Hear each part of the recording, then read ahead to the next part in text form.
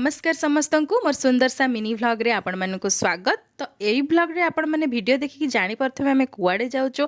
तो आमे एक्चुअली जो बड़ बापांकर डेथ हो जाता तांकरी घर को जाउथुलु 11 भोजी खाया पे। तो 11 दिन तो ब्राह्मण भोजन हुए तापर आमे खाइलु खाई सारी के सेटू घर को भी फेरलु समस्ते जाइथुलु मिसिकी।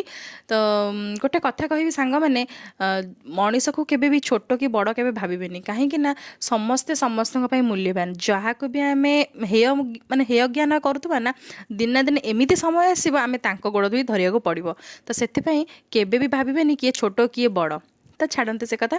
आ गोटे कथा कहूँ जो मैंने भी मु पूर्वर भी कही भी कहूँ काइंडली प्लीज जो मैंने मोर न्यू व्यूअर अच्छा मो वीडियोटा को टिके सब्सक्राइब करूँ लाइक शेयर भी करूँ तो से मुझे बहुत ही खुशी होगी।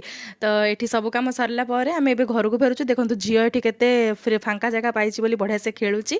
तो वीडियोटा को तो ये रखुची रोची तो जल्दी समस्ते सब्सक्राइब करदे। धन्यवाद।